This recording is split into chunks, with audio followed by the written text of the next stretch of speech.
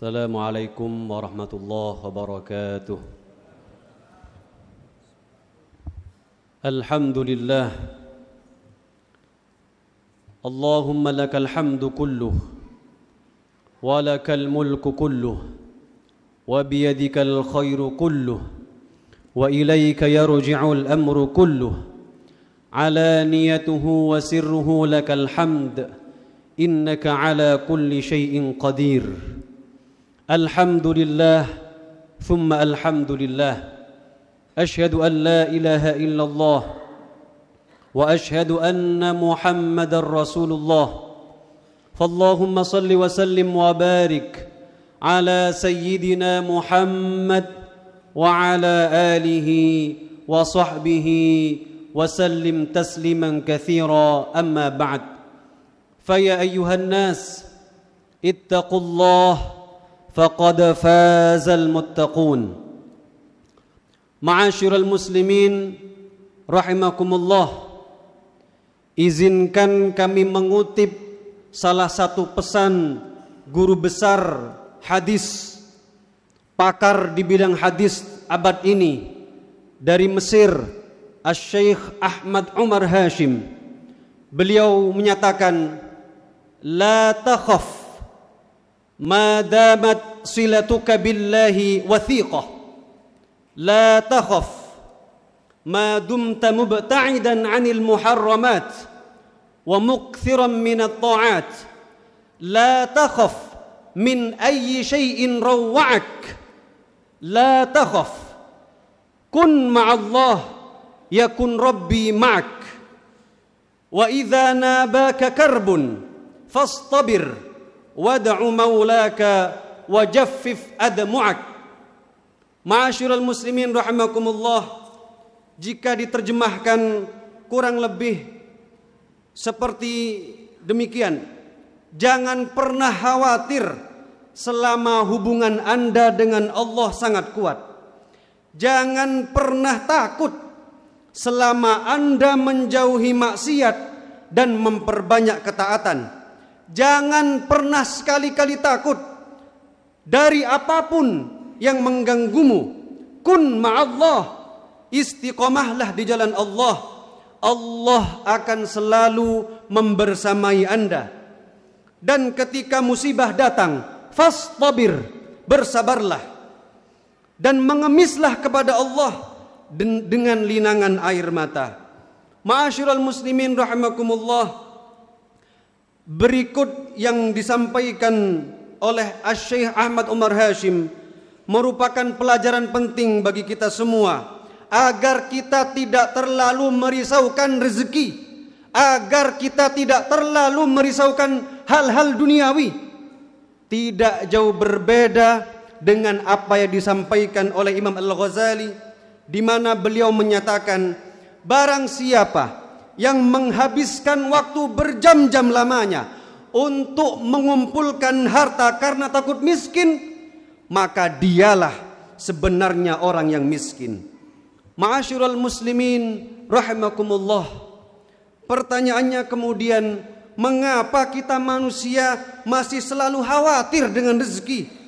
Padahal kita tahu bahwa rezeki sudah tercatat rapi, tidak mungkin meleset, selamanya tidak tertukar dengan yang lain.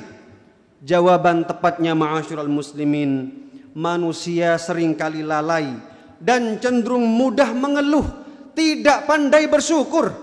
Manusia tidak diimbangi dengan cara pikir yang baik, tanpa diimbangi dengan bagaimana seharusnya bersikap kepada Tuhan semesta, bagaimana sikap yang harus dibangun dengan Allah Subhanahu wa taala.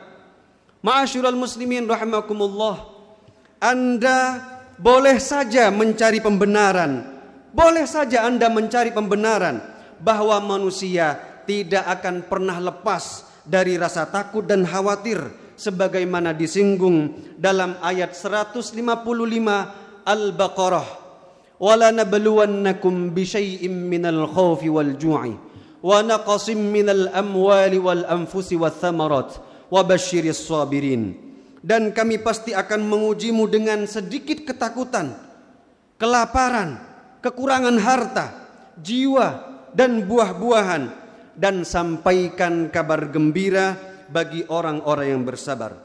Jika demikian cara pembenaran Anda, maka kami sarankan untuk coba sekali lagi baca ayat tersebut. Baca lagi dan lagi, renungkan, baca dengan detail. Di kalimat walanabluwannakum bisyai'in minal khaufi, artinya hanya sedikit saja dari ketakutan. Bisyai'in minal khaufi, jangan terlalu memperbanyak rasa khawatir dan takut Anda. Jangan kemudian Anda selalu takut, resah, cemas yang tidak ada ukurannya. Ma'asyiral muslimin rahimakumullah, dalam Al-Quran Anda akan menjumpai sedikit saja khawatir-khawatir yang disampaikan di dalam Al-Quran.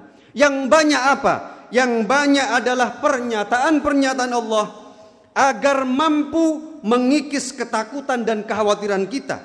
Mari kita simak apa yang disampaikan Al-Quran, di mana Al-Quran membimbing kita agar kita mampu merubah mindset, cara berpikir kita tentang rezeki.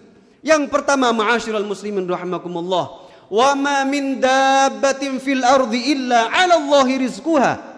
Tidak ada makhluk yang bergerak, yang bernyawa di muka bumi kecuali Allah sudah jamin rezekinya. Namun ma'asyiral muslimin rahimakumullah, masih banyak yang tidak sadar. Masih banyak yang tidak sadar ketika di dalam menjalani kehidupan ia harus dihadapkan dengan keadaan sulit, ekonomi rumit, hutang pun melilit. Lagi-lagi Al-Quran mendamaikan kita dengan ayat 2 dan 3 surat At-Talaq. Wa may yattaqillah yaj'al lahu makhraja wa yarzuqhu min haitsu la yahtasib wa may yatawakkal 'ala Allahi fahuwa hasbuh. Jalan keluar itu terbuka lebar bagi Anda yang memperhatikan ketakwaan Anda. Tidak hanya jalan keluar, wa yarzuqhu min haitsu la yahtasib. Allah akan berikan Anda rezeki yang tanpa Anda duga-duga, tanpa Anda perhitungkan sebelumnya. Siapapun orangnya kok bertawakal kepada Allah, fahuwa hasbuh. Allah akan mencukupi keperluannya. Ma'asyiral muslimin rahimakumullah, apakah cukup sampai di sini? Ternyata tidak, ma'asyiral muslimin. Masih ada yang mempertanyakan. Masih ada yang mempertanyakan, komplain. Saya itu sudah sholat, tapi kenapa masalah kok semakin hebat dan dahsyat? Padahal saya sudah sholat. Ma'asyiral muslimin rahimakumullah, menjawab pertanyaan ini ingat dua hal. Yang pertama, ujian berat dan tidaknya itu relatif. Bisa jadi ujian yang Anda rasakan, yang Anda anggap itu berat, itu belum ada apa-apanya dibandingkan dengan ujian orang lain. Sebab itu kemudian Al-Quran menyatakan, la yukallifullahu nafsan illa wus'aha. Allah tidak pernah memberikan beban hambanya kecuali sesuai kadar kemampuannya. Yang kedua, ma'asyiral muslimin, jalan keluar yang diberikan Allah itu beraneka ragam. Tidak satu pintu, banyak pintu. Barangkali tidak cukup dengan sekedar sholat, tidak cukup dengan bersabar, tapi Anda harus turun ke lapangan. Anda lihat apakah ada orang yang ingin mendapatkan bantuan Anda, ingin mendapatkan pertolongan Anda. Maka kemudian pesan Rasulullah, wallahu fi aunil abdi ma damal abdu fi auni akhi. Selama Anda menolong sesama, disitulah Allah akan menurunkan pertolongannya. Ma'asyiral muslimin, sampai di sini cukup? Tidak. Belum cukup. Masih ada manusia yang bersikukuh menanyakan, di mana keadilan Allah membiarkan hidup saya bertahun-tahun lamanya hidup dalam kesulitan? Di mana keadilan Allah ketika ada manusia yang hidupnya tertindas, tersiksa, mati pun mengenaskan? Di mana kehadiran Allah ketika membiarkan anak-anak kecil kelaparan, Ada anak kecil yang tanpa dosa harus menderita penyakit kanker. Bahkan ada sedari kecil harus mengidap penyakit mematikan. Di mana keadilan Allah? Pertanyaan ekstrim ini, ma'asyiral muslimin, kita jawab dengan dua aspek. Tolong simak dengan baik.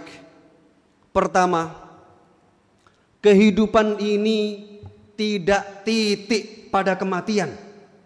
Jika kehidupan ini diukur dengan kematian dan titik selesai, maka Anda boleh menilai Allah tidak adil.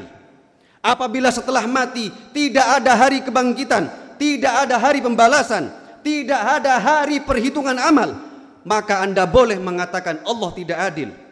Misal ada yang meninggal dalam keadaan terzalimi, haknya tidak diberikan, kemudian tidak ada balasan di hari akhir untuknya, maka silahkan Anda mengatakan Allah tidak adil. Namun faktanya tidak demikian, ma'asyiral muslimin rahimakumullah. Kehidupan ini tidak titik pada kematian, tetapi ada fase berikutnya, kehidupan setelah mati. Allah akan mengganti kesengsaraan-kesengsaraan hidup dengan surga tanpa hisab. Berkali-kali Allah menyatakan, innallaha la yadhlimun nasa syai'a. Sekali-kali Allah tidak pernah menzalimi hambanya. Jika kemudian tetap ada yang bertanya, kenapa Allah tidak memberikan nikmat-nikmat itu di dunia saja? Ulama mengatakan, ad-dunya darul amal wal akhirah darul jaza. Dunia adalah tempatnya usaha, proses.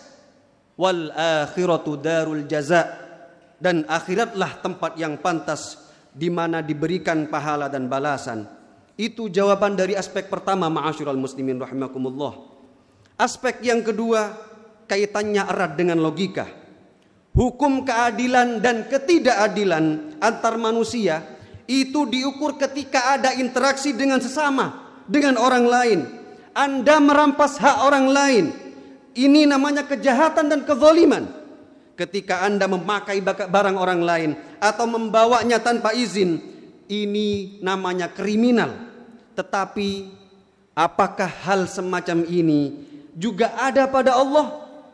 Jawabannya mustahil. Mustahil ada pada Allah. Kenapa? Karena Allah yang menciptakan semua ini. Allah Al-Khaliq. Allah yang memiliki semua ini. Bebas, terserah Allah. Sah-sah saja Allah mau berbuat apa kepada hambanya. Tetapi yang perlu digarisbawahi, innallaha la yadhlimun nasa syai'a. Allah sekali-kali tidak akan pernah zalim kepada hambanya. Begitu juga ketika Anda ditanyakan, Anda punya motor, kemudian Anda rusak motor Anda, tidak ada yang komplain, tidak ada yang tanya. Ketika pun ada yang tanya, kenapa Anda rusak motor Anda? Pasti Anda menjawab, motor ini motor saya, suka-suka saya. Apa urusan Anda dengan saya? Ma'asyiral muslimin rahimakumullah, sah-sah saja Allah menjadikan manusia sulit di dunia namun bahagia di akhirat. Inilah orang-orang mukmin. Tapi juga ada manusia di dunia sudah sulit namun di akhirat pun juga rumit. Mereka itu adalah orang-orang kafir, wal iyadu billah. Ma'asyiral muslimin rahimakumullah, di akhir khutbah, hidup kita harus punya kunci. Kita punya kunci dengan keren. Keren, ma'asyiral muslimin, bukan kalimat biasa, tetapi ini singkatan yang mempunyai kepanjangan. Keren, K-nya adalah kuatkan iman. E-nya etika dan sikap hidup harus terjaga. R, ridho kepada ketetapan Allah. E-nya empati dan cinta sesama. N yang terakhir, nama kita seharusnya dan diusahakan dikenang baik oleh sejarah. Hiduplah dengan kata kunci keren. Kuatkan iman, etika dan sikap hidup harus terjaga. Ridho dengan ketetapan Allah, empati dan cinta sesama. Dan yang terakhir, nama kita usahakan dikenang baik oleh sejarah. Wallahu ta'ala a'la wa a'lam. Aqulu qawli hadha wa astaghfirullah li wa lakum wa li sairil muslimin fastaghfiruh innahu huwal ghafurur rahim. إن الحمد لله نحمده ونستعينه ونستغفره ونعوذ بالله من شرور أنفسنا ومن سيئات أعمالنا من يهده الله فلا مضل له ومن يضلل فلا هادي له أشهد أن لا إله إلا الله وأشهد أن محمدا رسول الله فاللهم صل وسلم وبارك على سيدنا محمد وعلى آله وصحبه وسلم تسليما كثيرا مباركا فيه اللهم اغفر للمسلمين والمسلمات والمؤمنين والمؤمنات الأحياء منهم والأموات اللهم استر عيوبنا وفرج كروبنا وقض ديوننا واصلح ذات بيننا اللهم يا محول الأحوال حول أحوالنا إلى أحسن الحال اللهم انصر أمة سيدنا محمد اللهم ارحم أمة سيدنا محمد اللهم أصلح أمة سيدنا محمد اللهم شفع فينا رسول الله اللهم شفع في حوائجنا رسول الله اللهم شفع فينا القرآن اللهم اجعل القرآن ربيع قلوبنا وذهاب همنا وغمنا وجلاء حزاننا اللهم احشرنا في زمرة القرآن اللهم بارك في أهلنا وأسرتنا اللهم بارك في أرزاقنا وفي أموالنا اللهم بارك في أولادنا وبناتنا اللهم بارك في كل شيء أعطيتنا برحمتك يا أرحم الراحمين اللهم ربنا آتنا في الدنيا حسنة وفي الآخرة حسنة وقنا عذاب النار وصلى الله على سيدنا محمد وعلى آله وصحبه وسلم والحمد لله رب العالمين وأقم الصلاة